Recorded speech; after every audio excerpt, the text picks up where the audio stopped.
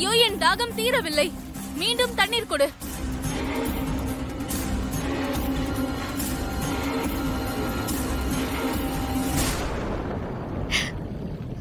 இவங்க தாகம் எப்ப தீரும்? நான் எப்ப நீர் கொண்டு போய் பூஜை செய்யறது? சூர்யா உயிரை எப்படி காப்பாத்துறது? நேரம் வேற போயிட்டே இருக்கே. இன்னும் கொஞ்ச நேரம் தான் இருக்கு.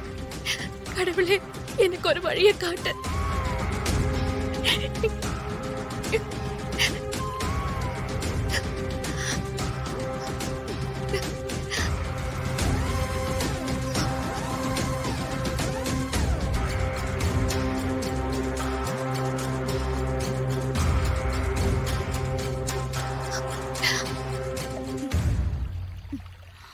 ஆஹா, என் தாகம் தீர்ந்து விட்டது.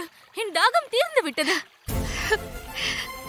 எவ்வளவு பெரிய வைராக்கியத்தையும் ஒரு பதி பக்தியின் கண்ணீர் உடைத்து சுக்குநூறாக்கி விடும் என்று நிரூபித்து விட்டாய் பெண்ணே. உன் கண்ணீர் இந்த தண்ணீரில் கலந்ததனால் என் தாகம் தீர்ந்து விட்டது. என் மனம் பெரும் சந்தோஷம் அடைந்து விட்டது. உன்னை தண்ணீர் எடுக்க அனுமதிக்கிறேன். எடுத்துச் செல். உன் கணவனை காப்பாற்று. ரொம்ப நன்றி தேவதையே. என் ஆசீர்வாதம் பண்ணுங்க. உன் கணவனோடு 16 பெற்று பெருவாழ்வு வாழ வேண்டும்.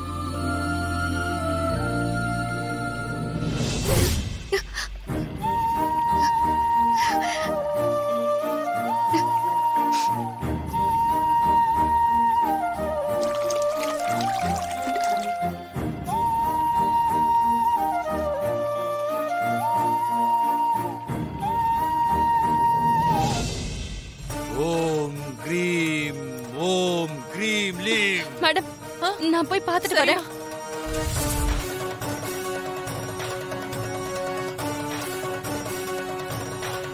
பௌர்ணமி நேரம் குறைந்து கொண்டே வருகிறது. புதிகையில இருந்து தண்ணீர் கொண்டு வர சென்ற துர்காவை இன்னும் காணவில்லையே. தாயே, நீதான் அந்த பொண்ணுக்கு துணையாக இருக்க வேண்டும் தாயே. சாமி, நீங்க சொன்ன மாதிரி அக்கா குருவி அனுமதியோட புதிகையிலிருந்து நீர் எடுத்துட்டு வந்துட்டேன். குடுமா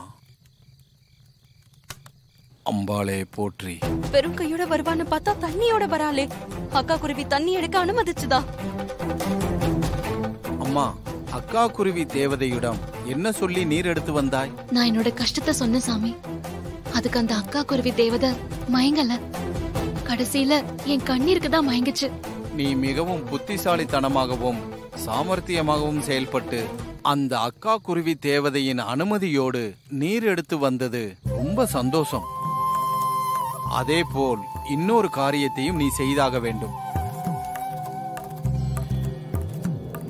என்ன செய்யணும்னு சொல்லுங்க சாமி. அதை செய்யறதுக்கு நான் தயாரா இருக்கேன். என் கணவர் உயிரை மீட்டெடுக்க நான் என்ன வேணாலும் செய்வேன். எவ்வளவு கஷ்டம் வந்தாலும் அதை நான் தாங்கிப்பேன். நான் இப்ப என்ன செய்யணும் சொல்லுங்க சாமி.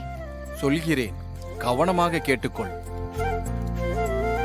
தேவலோக அழகிகளான ரம்பை, ஊர்வசி, மேனகை மற்றும் தேவர்களும் வந்து செல்வதாக நம்பப்படும் வள்ளிவனம் என்று அழைக்கப்படும் பிருந்தாவனத்திற்கு சென்று வருடத்திற்கு ஒரு முறை மட்டுமே, அதாவது 12 பௌர்ணமிகளுக்கு ஒரு முறை மட்டுமே பூக்கும் பிரம்ம கமலம் என்ற பூவை எடுத்து வந்து பூஜைக்கு நீ கொடுக்க வேண்டும்.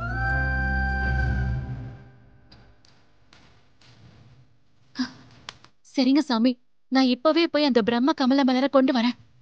கொஞ்சம் இருமா.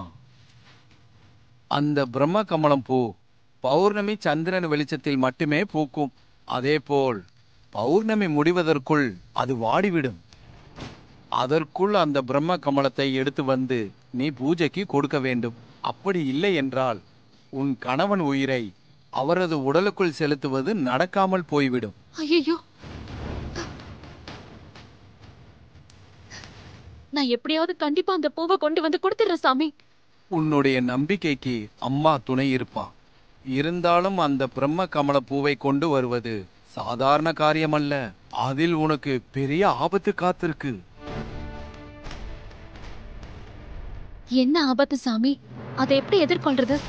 அந்த பிருந்தாவனத்தை தேவர்களின் அடிமையான கண்டா வெட்டி என்ற அரக்கன் பாதுகாத்து கொண்டு வருகிறான். அந்த வனத்திற்கு தேவர்களை தவிர வேறு யாராவது போனால் அவர்களை கண்டவுடன் அந்த அரக்கன் வெட்டி கொலை செய்து விடுவான். அவனது குணமே மானிடர்களை கண்டால் வெட்டி கொன்று விடுவதுதான். அதனால்தான் அவனது பெயர் கண்டா வெட்டி என்று அழைக்கப்படுகிறது. எனக்கு தெரிந்து எந்த வழியும் இல்லை துர்கா. ஆனால் அந்த கண்டா வெட்டி அரக்கனிடம் ஒரு குறை இருக்கிறது. என்னது சாமி, அத சொல்லுங்க. கண்டா வெற்றி நன்றாக தூங்கிக் கொண்டிருக்கும் பொழுது அவன் முன்னால் போய் யாராவது எழுப்பினால் கண்மூழித்தவுடன் எதிரில் நிற்பவர்களை வெட்டி விடுவான். தூங்காமல் முழித்திருக்கும் போது சென்றால் முன்னால் வருபவர்களை பற்றி விவரங்களை கேட்டுக்கொண்டு பிறகு வெட்டி கொன்று விடுவான். எப்படியும் சாவுதான். உயிரோட திரும்ப போறதே இல்ல. கண்டிப்பா இதுல தப்பிக்க முடியாது. ஆக அவன் முன்னால் செல்பவர்கள் வெட்டுப்பட்டு சாவது நிச்சயம். இதை நீ மனதில் வைத்துக்கொண்டு அவனிடம் நீ சாமர்த்தியமாக பேசி அந்த பிரம்ம கமல பூவை நீ எடுத்து வா. அவர் உயிரை மீட்டெடுக்கிறதுல நான் உறுதியா இருக்கேன். அதனால அந்த முயற்சியில நான் இறங்கிட்டேன்.